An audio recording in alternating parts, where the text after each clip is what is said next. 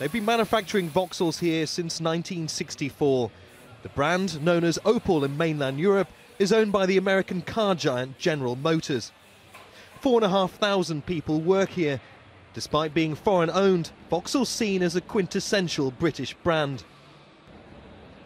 But as workers wait for the outcome of takeover talks, many here worry it could be the end of the line for the British factory. General Motors' European businesses, Vauxhall made here in the UK and Opel manufactured in Germany, have failed to make a profit in almost 20 years. The falling value of the pound has also made car making here in Britain less attractive for the American firm, and now the French are looking for a good deal. What we've seen is General Motors' European operations themselves. They've written down the value of their operations by around $400 million. And when you consider the figures touted around for the potential takeover bid in the region of $2 billion, you can see this would present a roughly 20% discount. PSA Group, the French makers of Peugeot and Citroen, have been locked in talks with General Motors to buy Vauxhall and Opel. But the British and German governments are seeking assurances from this man, PSA boss Carlos Tavares, that a deal won't mean job losses. The French government owns a stake in PSA.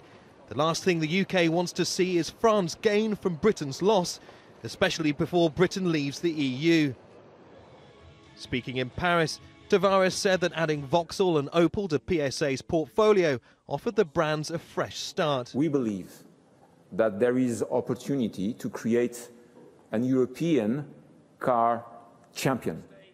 After an initial round of talks with PSA executives, Britain's business secretary believes the French company is committed to keeping Vauxhall open. The PSA executives said that they too greatly valued the Vauxhall brand. Their operational approach in recent years has not been to engage in plant closures, but to focus on continuous improvements in plant performance. But there are few assurances. PSA came close to bankruptcy itself 3 years ago, saved only with state help, Chinese investment and thousands of job cuts.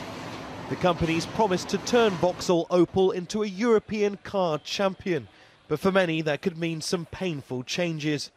An outline agreement's expected to be announced as early as next week. Neave, Al Jazeera, the Wirral in northwest England.